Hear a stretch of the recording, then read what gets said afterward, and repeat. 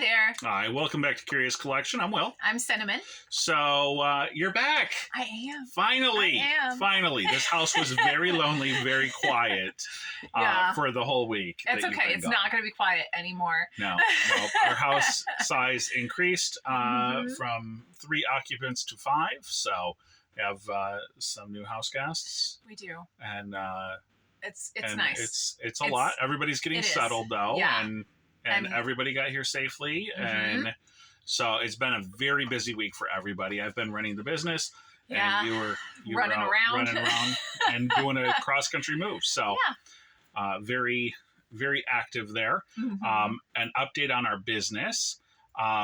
Sales last week were a little bit kind of hit and miss. We had some decent days, and then it seemed like some really crap days. There were a couple days that were just, next to nothing. So then, with that being said, and doing this cross-country move and helping the girls move down here, that was when we decided that would be the best time period for me to start a new business as well. So we started the Curious Collection jewelry store. So we are going to have, just like the ad store, we're going to have a store specifically for my jewelry. And then with that, we're starting new Mercari and Posh stores as well for that Curious Collection jewelry. So I want to get into what led us to that decision and, what we're kind of seeing with our main business. And so, for people that watch us regularly, we have a main store that's been open for almost 20 years now. We also have a newer store that's been open for 1 year that we just put our magazines and print advertising in. So what we've seen is that it took about a full year for that ad store to really kind of start getting the traffic. Yeah.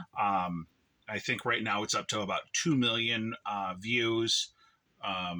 And I mean, we're starting to get some days where we can get like $100 in the ad store, and that's just amazing and wonderful. But I mean, it takes a lot of time. Same thing with my other Posh and Mercari stores. I've got like 6 months into those, and they're just now starting to catch where we're getting some semi-consistent sales out of them. We'll get a couple sales a week out of each platform. Yeah. So why wait? That's kind of where we're at. Why wait? Time's going to pass regardless. Right. We've talked about how the main store I use for ephemera primarily, and we added in the whole jewelry category.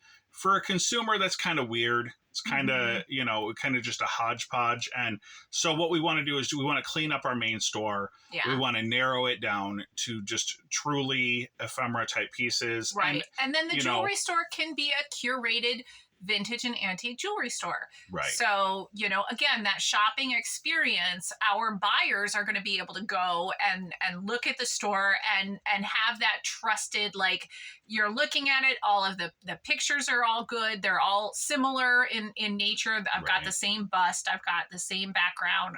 It looks professional. Same lighting. Yeah. Right. So because our store is so old, we have listings that are, 4 or 5 years old. And so we've changed our process several times. So that's really what we want to do is a fresh start, kind of go back and readdress everything that we're doing and make sure that everything is consistent, best practices, clean. The best way for us, we think, with the jewelry is to just put it in its own store. Yep. And we'll kind of just move forward with that. Yeah, that's where we're going with that. Let's just start a new business and do a move in the same week. Why not? Why wouldn't we do that? It sounds right. Absolutely.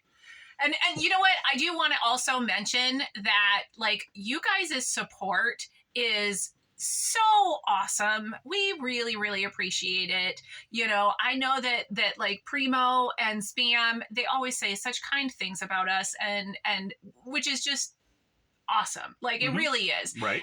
The ideas that other YouTubers have and that they share, and all of that is just so helpful to us, and we kind of just want to be in on the conversation, so that our ideas are out there as well. Sure. And I think that's the important part of all of this. So I want to add in that thank you to Carl from eBay Life.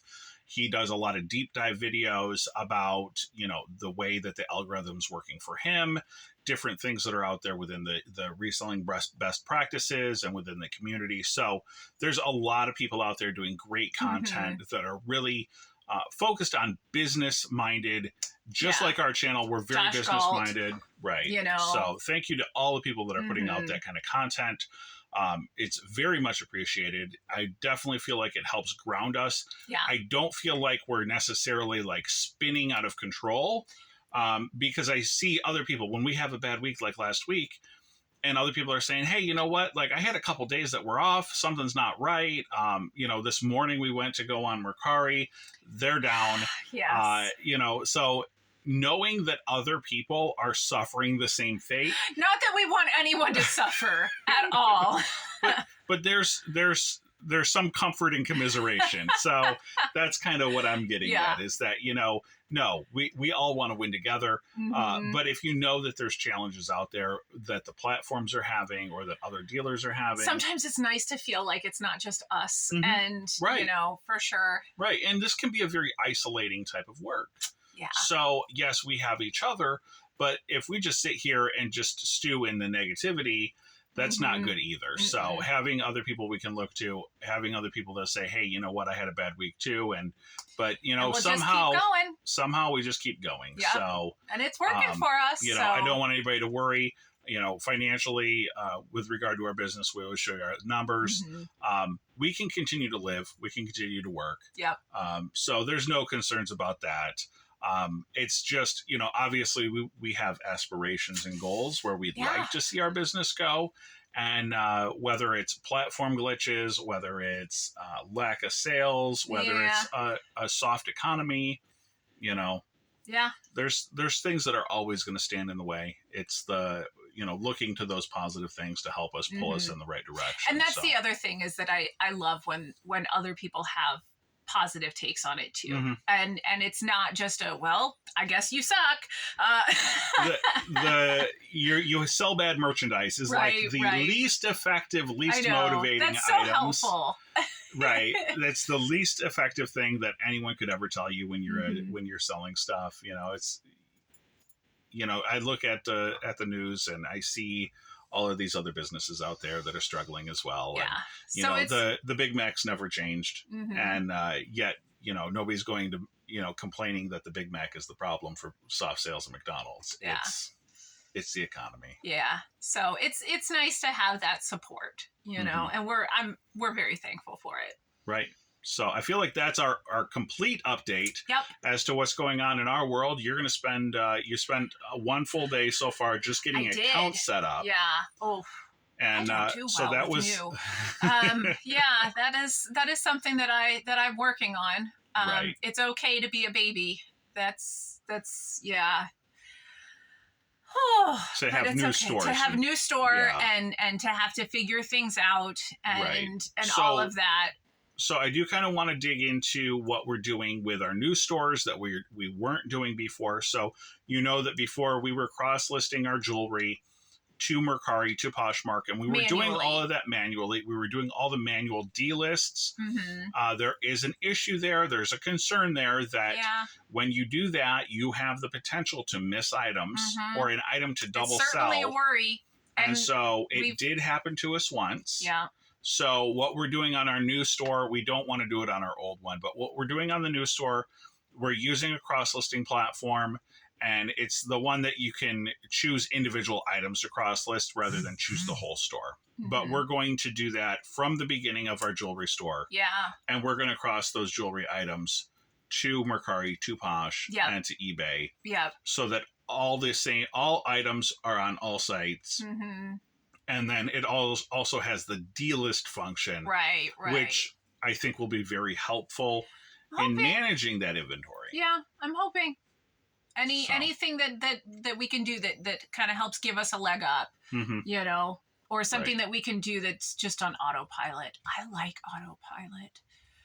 Yeah, more of that. Right. So that's a new direction that we're going to take within our business. So Cinnamon will be working in that new store primarily. I'll continue to work the other two stores on eBay, and then again, we have 2 Posh stores, 2 Mercari stores. And those will all be part of like our P&Ls when we talk about those numbers, because I mean, we're still one business. It's just that we're going to have a couple of branches. So, and honestly, that's kind of what you got to do. You got to hedge your own bets. You got to, do the work to help protect yourself.